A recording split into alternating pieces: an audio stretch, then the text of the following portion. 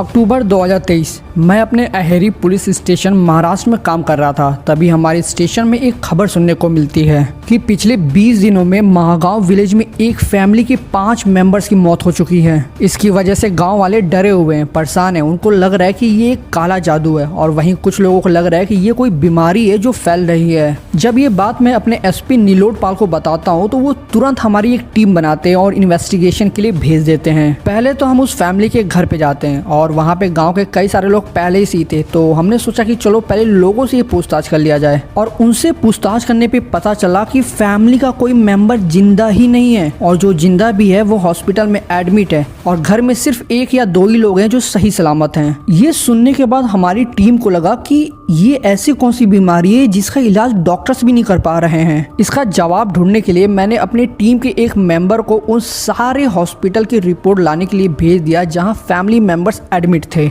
अब हमारी टीम इस फैमिली के मेंबर्स के बारे में, उनके बैकग्राउंड के बारे में पता लगाने लग जाती है और पता चलता है कि इस फैमिली में टोटल 8 लोग हैं। फैमिली की मेन हेड शंकर कुमरे और उनकी पत्नी विजया कुमरे हैं। इनके 2 बेटे और 2 बेटियां हैं। बड़ा बेटा सागर कुमरे जो अपनी वाइफ के साथ दिल्ली में रहता है और छोटा बेटा रोशन कुमरे जो अपनी वाइफ संगमित्रा कुमरे के साथ गाँव में ही रहता है। और इनकी दोनों बेटियां कोमल और वर्षा की शादी हो गई थी। और इसके अलावा राकेश मदावी जो इस फैमिली का ड्राइवर होता है। अब हमारी टीम को इस फैमिली के लगभग सारे लोगों के बारे में पता चल गया था और अब बारी थी ये पता करने की कि ये सब शुरू कैसे हुआ और कब हुआ। इसके लिए हमारी टीम गांव के सभी लोगों से प्रॉपर पूछताछ करने लगी। तब हमें पता चला कि शंकर को अचानक उल्टियां होने लगी थी, बॉडी में तेज दर्द हो रहा था, बोलने में दिक्कत हो रही थी। इसीलिए उनको एक लोकल हॉस्पिटल में एडमिट कराया गया था और फिर उनकी वाइफ विजया को भी यही प्रॉब्लम होने लगी थी तो उनको भी हॉस्पिटल में एडमिट कराया गया था। लेकिन लोकल हॉस्पिटल में उनकी कंडीशन सही नहीं हो रही थी, इसीलिए उनको नागपुर के एक हॉस्पिटल में ले जाया गया, लेकिन वहां भी कोई असर नहीं हुआ और 26 सितंबर को शंकर की मौत हो जाती है और वहीं एक दिन बाद 27 सितंबर को विजया की भी मौत हो जाती है। इसके बाद गांव वाले जो बताते हैं उसे सुन मुझे और मेरी टीम को बहुत अजीब लगा। गांव वाले बताते हैं कि इनके मरने के बाद जो कोई भी उनके घर में जाता था उसकी तबीयत खराब होने लगती थी।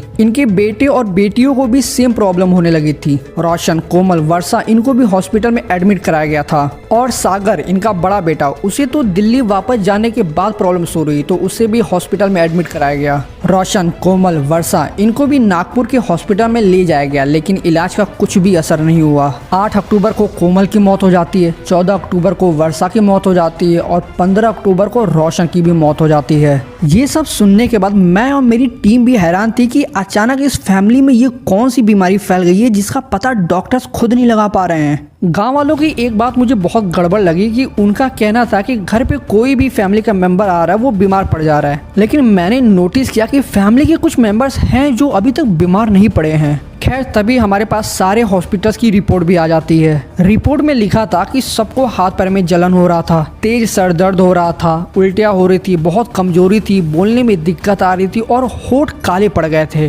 पहले तो डॉक्टर को लगा कि ये फूड पॉइजनिंग है, लेकिन बाद में पता चला कि ये कोई केमिकल या जहर की वजह से हो रहा है और डॉक्टर्स के सामने प्रॉब्लम यही थी कि वो जहर या केमिकल जो भी है उसका नाम नहीं पता कर पा रहे थे। रिपोर्ट पढ़ने के बाद मुझे और मेरी टीम को ये यकीन हो गया कि ये एक प्री प्लान्ड मर्डर है। हमारी टीम रोशन की वाइफ संगमित्रा पे पहले से ही शक कर रही थी क्योंकि लगभग पूरी फैमिली मर चुकी थी और जो भी घर में फैमिली मेंबर आता वो भी बीमार हो जाता, लेकिन संगमित्रा को कुछ भी नहीं हो रहा था। अब हमारी टीम के पास 2 प्रॉब्लम थी। पहला कि सारे प्रूफ के साथ संगमित्रा को पकड़ना और दूसरा कि संगमित्रा ने कौन सा जहर यूज किया ताकि उसका एंटीडोट बाकी एडमिट हुए लोगों को दिया जा सके। हमने सोचा कि अगर डायरेक्ट हम संगमित्रा से पूछताछ करेंगे तो वो इधर उधर की बातें बता सकती है, इसीलिए पहले संगमित्रा के बैकग्राउंड के बारे में जानना सही होगा। हमारी टीम इस काम पे लग जाती है और पता चलता है कि संगमित्रा एग्रीकल्चर साइंस की स्टूडेंट रह चुकी है और सिर्फ स्टूडेंट नहीं, वो एक टॉपर भी थी। कॉलेज के बाद संगमित्रा को रोशन से प्यार हो जाता है, इसीलिए वो अपनी फैमिली के अगेंस्ट जाकर रोशन से शादी कर लेती है। संगमित्रा के पेरेंट्स को इस शादी से बहुत प्रॉब्लम हुई,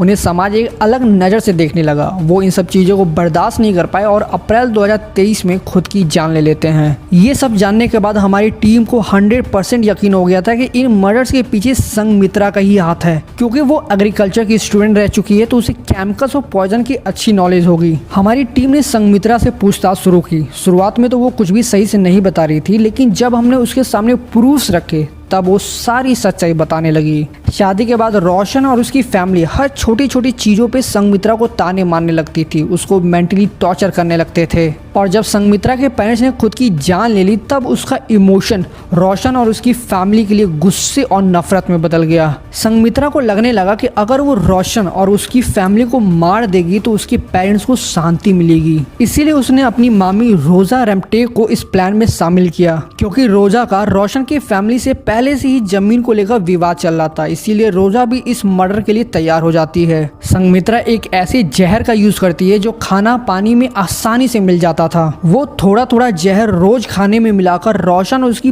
पूरी फैमिली को देने लगी, और जब भी कोई रोशन का रिलेटिव आता तो उसको भी वो जहर वाला खाना खिलाती। और इसी जहर के चलते धीरे धीरे पूरी फैमिली बीमार पड़ती चली गई। अब जहर का नाम पता चलते ही हमारी टीम ने तुरंत डॉक्टर्स को बताया, तब जाके वो जो लोग एडमिट थे उनका ट्रीटमेंट हो पाया। आखिरी में हमारी टीम के सामने एक सवाल आता है कि इस पूरे मर्डर का मास्टरमाइंड कौन था, रोजा या संगमित्रा।